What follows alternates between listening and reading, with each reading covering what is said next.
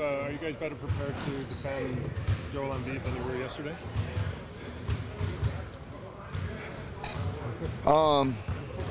Maybe a little bit. Yeah, we'll be ready by the time it's time to get ready. Yeah, I mean, when him and Simmons, you know, when they how do you manage a 6'10" guy and a 7'2" guy?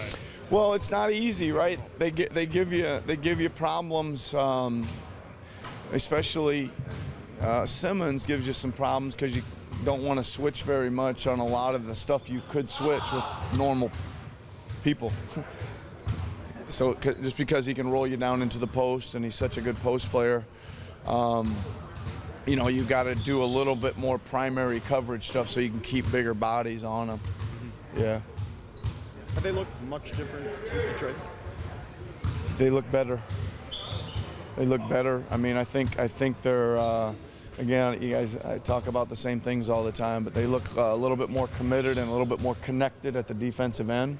That'll happen when you get a, you know, I call him an all-star defender. Jimmy Butler's an all-star type defender, and that spreads around a little bit. And you know, when you get an anchor or a captain of your defense like that starts talking and communicating and knowing coverages and providing tips to players, that's what Jimmy does and is. That improves your defense. Yeah, and you know, plus I think they're like all of us. They are as well. They're still growing and they're getting better. Offensively, other than the Butler ISOs, which are obviously really important, just like you guys see with Kawhi ISOs, they're just a nice thing to be able to lean on. Have they changed that much schematically on that end? No, I mean they've added some stuff, right, as you do as the year goes on. So I'm seeing some things I haven't seen from them before, just sets wise. I'm not sure. Yeah, some of it's to cater to Butler, I think, but some of it's probably just things he's always wanted to put in that are flowing out, and it doesn't really matter who's in them. So I'm seeing some different things there as well.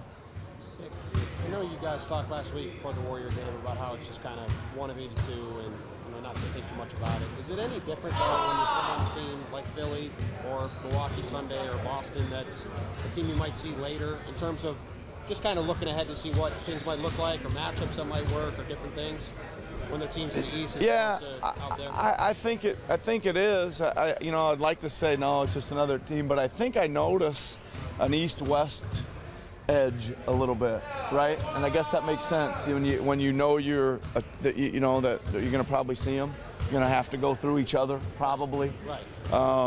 And maybe that just naturally creates that edge because I've felt that here with just kind of recent history, New Orleans and Denver, and now you just have a little more edginess to you playing these teams with the familiarity and with probably more of it to come. Do you watch them differently?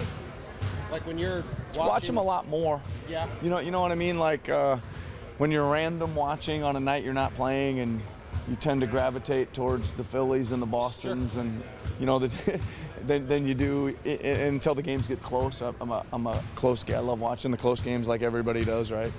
They should have a buzzer beater alert or something like that, or a red zone thing, or yeah. That would help me. Oh, last question. Jeez, JQ's edgy today. Edgy. Eastern Conference game. JQ's even edgy today. The numbers suggest rise sort of where he was pre-injury. Does it look like that to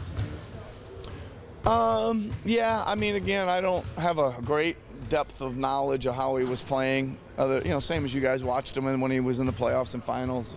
All I know is this: he's playing well. I think there's still more to come. Right, I still think there's a little bit more of assuredness and timing and feel of who he's playing with, et cetera, to come, which I think is exciting.